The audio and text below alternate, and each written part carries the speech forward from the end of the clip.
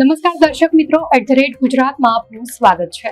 ગુજરાતમાં આમ આદમી પાર્ટીના ફાયરબ્રાન્ડ નેતા તરીકે ઉભરી આવેલા ડેડિયાપાડાના ધારાસભ્ય ચૈત્ર વસાવાએ વડાપ્રધાન નરેન્દ્ર મોદીની ગુજરાત મુલાકાત પહેલા એક મોટું અને વિસ્ફોટક નિવેદન આપીને રાજકીય ગરમાવો વધાર્યો છે। બિરસા મુંડાની 150મી જન્મ જયંતિ નિમિત્તે પીએમ મોદી નર્મદા જિલ્લાના ડેડિયાપાડા વિધાનસભા મત વિસ્તારની મુલાકાત લેવાના છે અને આ અગાઉ ચૈત્ર વસાવાએ ભાજપ પર ગંભીર આરોપો મૂક્યા છે।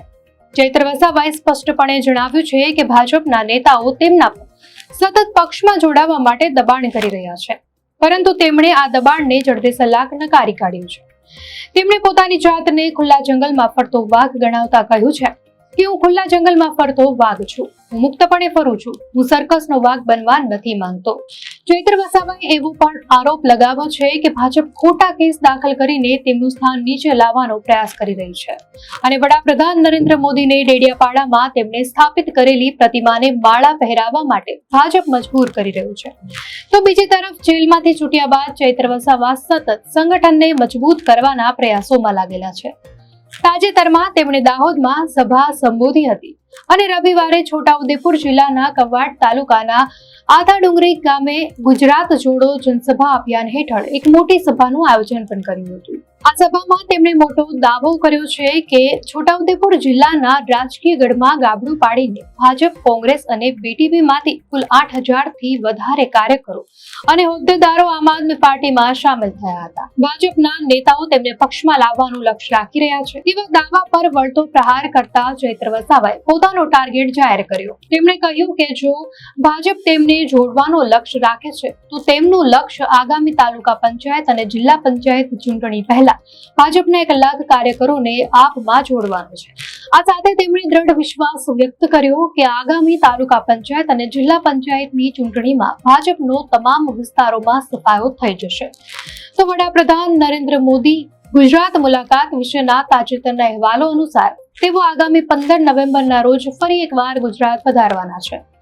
આ મુલાકાતનો મુખ્ય હેતુ નર્મદા જિલ્લાના ડેડિયાપાડા ખાતે આયોજિત ભવ્ય કાર્યક્રમમાં હાજરી આપવાનો છે, જે આદિવાસી સ્વાતંત્ર્ય સેનાની ભગવાન બિરસા મુંડાની 150મી જન્મ જયંતિની ઉજવણીનો રાષ્ટ્રવ્યાપી પ્રારંભ હશે। કેન્દ્ર સરકાર દ્વારા બિરસા મુંડાની જન્મ જયંતિને વર્ષ 2021થી જનજાતીય ગૌરવ દિવસ તરીકે પણ ઉજવવામાં આવે છે અને આ વર્ષને જનજાતીય ગૌરવ વર્ષ તરીકે ઉજવવામાં આવી રહ્યું છે। વડાપ્રધાન મોદીની આ મુલાકાત માત્ર 15 દિવસના ગાળામાં તેમની ગુજરાતની બીજી મુલાકાત હશે। સરકારી અહેવાલો અનુસાર વડાપ્રધાન ડેડિયાપાડામાં આદિવાસીઓના દેવતા તરીકે પૂજનીય બિરસા મુંડાની પ્રતિમાના સ્થળની આસપાસ આયોજિત એક વિશાળ જનસભાને સંબોધિત કરશે, જ્યાં દક્ષિણ ગુજરાતના આદિવાસી સમુદાયના આશરે 1 લાખ જેટલા લોકોની હાજરી રહેવાની શક્યતા છે। આ દરમિયાન વડાપ્રધાન આદિવાસી સમાજના કલ્યાણ અને વિકાસ માટે કેન્દ્ર અને રાજ્ય સરકાર દ્વારા ચલાવવામાં આવતી વિવિધ યોજનાઓ અને નવી પહેલો પર પ્રકાશ પાડશે। આ મુલાકાત દરમિયાન તેઓ આદિવાસીઓ માટેના આસ્થાના કેન્દ્ર સમાન દેવ મોગરા માતાના મંદિરની પણ મુલાકાત લઈ પૂજા અર્ચના કરે તેવી પણ શક્યતા છે। તો અહીં નોંધનીય છે કે ચૈત્ર વસાવાના ગઢ ડેડિયાપાડામાં વડાપ્રધાનની આ મુલાકાત આદિવાસી સમુદાયના સન્માન અને તેમના યોગદાનને ઉજાગર કરવા માટેની એક મહત્વની રાજકીય ઘટના ગણાઈ રહી છે। ગુજરાત સરકાર દ્વારા આદિવાસીઓના સાંસ્કૃતિક વારસાને દર્શાવતી જનજાતીય ગૌરવ યાત્રાનું પણ આયોજન કરવામાં આવ્યું છે, જેનો સમાપન સમારોહ પણ 15 નવેમ્બરના રોજ વડાપ્રધાનની હાજરીમાં થશે। દર્શક મિત્રો, માહિતી આપને કેવી લાગી? આપની પ્રતિક્રિયા અમને કોમેન્ટમાં ચોક્કસથી જણાવશો અને જો આપને આ વિડીયો સારો લાગ્યો હોય તો વિડીયોને લાઈક કરો અને ચેનલને સબસ્ક્રાઇબ કરો।